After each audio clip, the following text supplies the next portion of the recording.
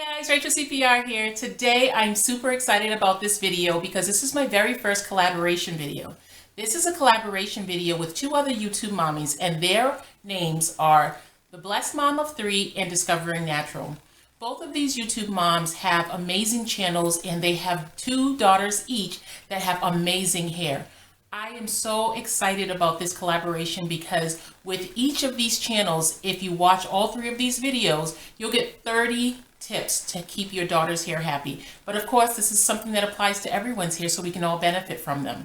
So remember, after you finish watching this video, click on the description box below so that you can find the links to the channels that are collaborated with this video here. So let's go right into our tips. My first tip is going to be education. For my daughter, I've always felt that it was a big thing for me to educate her on her hair, not just how to do her hair or how to comb it or how to style it, but actually educating her on the structure of her hair, because educating her in that way is going to make it so that she understands why she should do certain things and why she shouldn't do other things. So when you know better, you do better. And I have found that that has been very effective in maintaining my daughter's hair at its length and making sure that it grows down regularly. Tip number 2 is diet. You are what you eat. Your hair and skin are a product of your diet, and so you want to make sure that you are definitely feeding your hair what you need in order to make it healthy. One thing that is a huge factor in having healthy, hydrated hair is water. Having a good amount of water in your system. I don't have an issue with having my daughter drink water, but just remembering that that is something that's a big part of her hair, and if she wants to let it grow out or just to be healthy, I'm sure that that's going to be play a major factor in the future with her hair. And then, of course, eating a balanced diet with lots of fruits and vegetables, which that's, again, is not an issue because she loves fruits and vegetables, but just eating all of the proper things in a balanced diet is going to make a big difference in how her hair grows out of her scalp. The third tip that I have for you that I'm always trying to be really big on with my daughter is using good hair tools. Sometimes if you don't have the right hair tools at your fingertips, you use the wrong ones. Let's say if you need a hairpin and you only have one and the little nib on the end of the hairpin is off, that hairpin can act like a razor in your hair. Whereas if you take it out of your hair and you see that there's something wrong with it, toss it right away, so that I don't ever want her to feel that she has to just race for anything that she has, because sometimes, well, she has short bangs, and so sometimes she'll just look for a hairpin just to pin her bangs back. If she doesn't have any kind of hairpin in her bag of tricks that I've given her, she will just find an alternative to doing whatever she needs to do. Whereas even if she sees something that's not good for her hair, if it's what she needs at the time and she's rushing, she's going to use it anyway. So definitely making good hair tools available to your daughter is going to be key in making sure that her hair stays healthy. Number 4 is using heat sparingly. Generally speaking, my daughter does not get heat put on her hair, but right now she's actually wearing her hair blown out straight. So she had heat in her hair, but what I try to do is make sure that we do not use heat on her hair on a regular basis so that the moisture in her hair builds all along. And so when she does decide that she wants a little bit of a change, I just give her the change so that she doesn't feel that she can't have it, because you know, if children feel that they can't have something, it usually makes it more desirable for them. And so every once in a while we give her a little straightening or maybe a roller set or something like that where she uses heat in her hair. But because her regular routine is not to use heat, it makes it a lot easier on the hair so that she does not get heat damage. Tip number 5 is a really important one, and that is a good nighttime routine. A good nighttime routine is going to definitely include satin that is protecting the hair at nighttime. And that can be a satin pillowcase or a satin bonnet or anything that they're sleeping on to make sure that it's not something that's going to absorb the moisture from her hair or snag on her hair and cause breakage.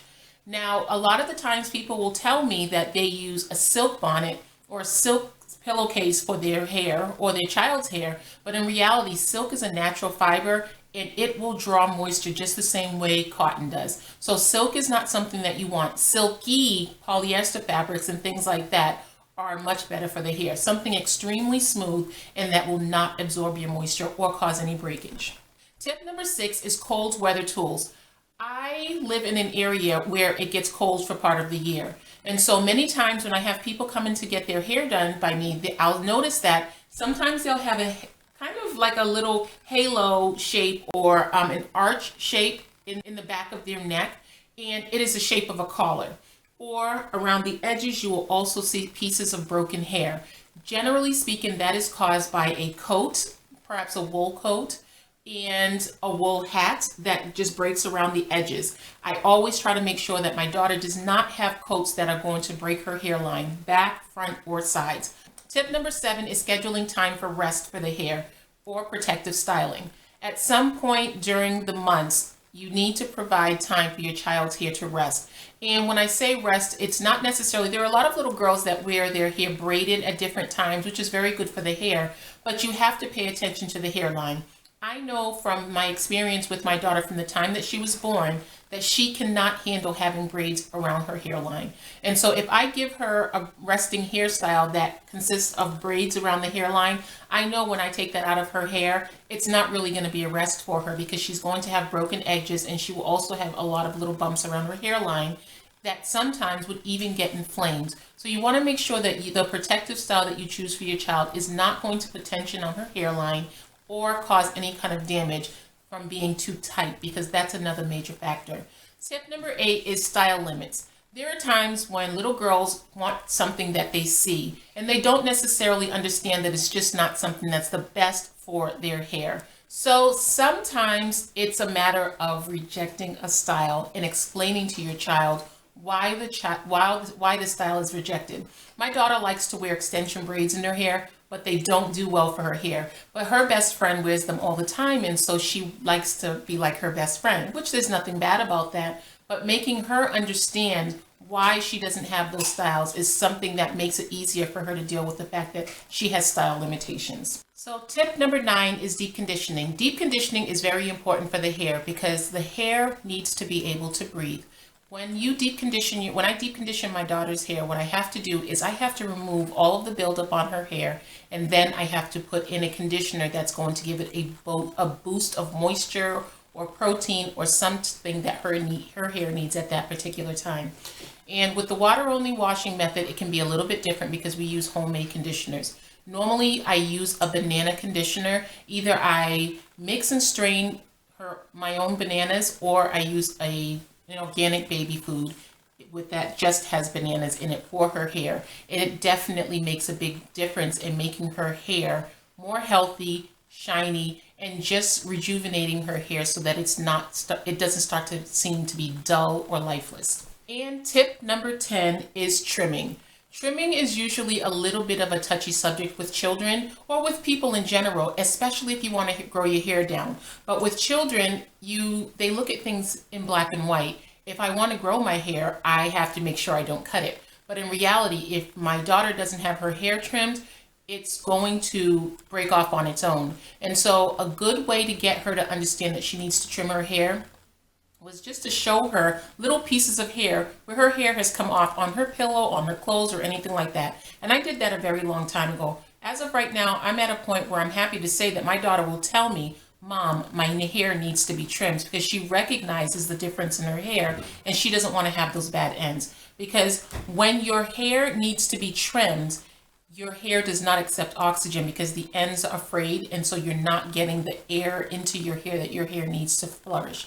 So I guess that would kind of fall into the category of education, but at the same time, I made it a separate tip simply because it's a lot of the times a touchy subject with children as far as getting their hair cut or trimmed.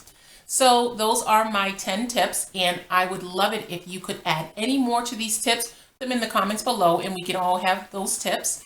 And don't forget to stop by The Blessed Mom of 3 and Discovering Natural to get 10 tips from each one of those channels.